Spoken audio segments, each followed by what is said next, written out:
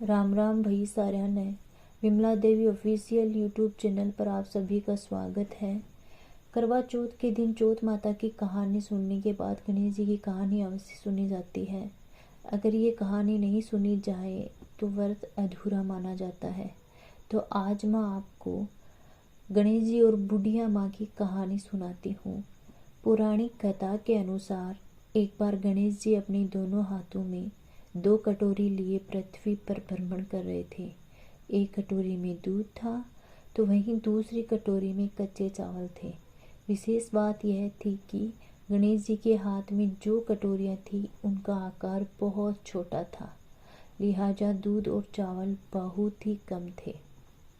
गणेश जी ने पृथ्वी पर घूमते घूमते कई लोगों से खीर बनाने का आग्रह किया, लेकिन सभी ने मना कर दिया क्योंकि मात्र एक मुट्ठी चावल और जरा से दूध से खीर बनाना संभव नहीं था।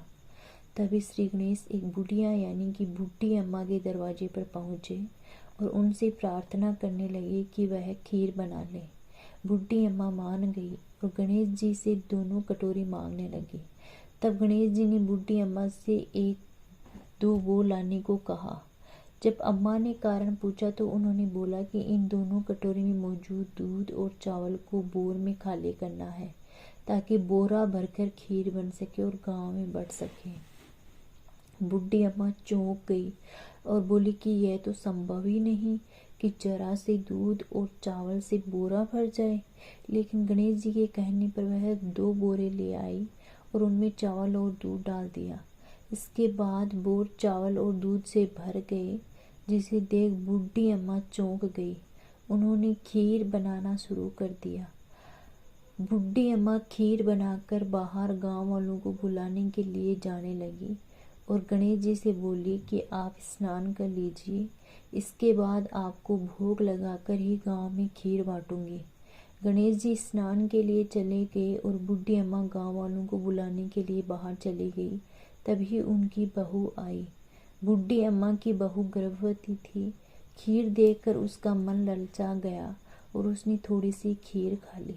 इसके बाद जब गणेश जी स्नान करके आए तब तक अम्मा भी आ चुकी थी और उन्होंने गणेश जी को भोग लगाने के लिए खीर निकालना शुरू किया। तब गणेश जी ने भोग पाने से मना कर दिया। अम्मा ने कारण पूछा तो उन्होंने बताया कि माई, खीर का भोग तो पहले से ही लग चुका है। गणेश जी ने बताया कि खीर किसी और ने नहीं बल्कि उनकी बहू ने ही खाई है। यह जान अम्मा दुखी हुई और बहू को उदास मन से देखने लगी। तब श्री गणेश ने उन्हें समझाया कि खीर नवजात बालक ने खाई है। गर्भ में पल रहे बालक यानी गर्भवती माँ द्वारा खीर खा लेने से एक प्रकार से भोग गणेश जी को ही लगा है, क्योंकि गर्भवती महिला या गर्भ में पल रहा बालक सबसे शुद्ध और पवित्र माने जाते हैं। तब कहीं जाकर बूढ़ी अम्मा संतुष्ट हुई और गांव के सभी लोगों को खीर खिलाई, साथ ही गणेश जी ने भी खाई। जिस दिन यह घटना हुई उस दिन करवा चौथ थी, इसलिए यह कथा करवा चौथ के पावन व्रत से जुड़ गई है। यही कारण है कि करवा चौथ के दिन गर्भवती महिला द्वारा भोजन करना वर्जित नहीं माना गया है, बल्कि इसे एक प्रकार से भगवान का भोग लगाने के सम्मान माना गया है। जय गणेश जी महाराज की जय हो।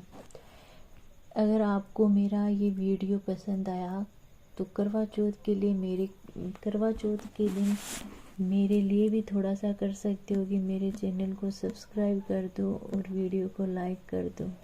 धन्यवाद।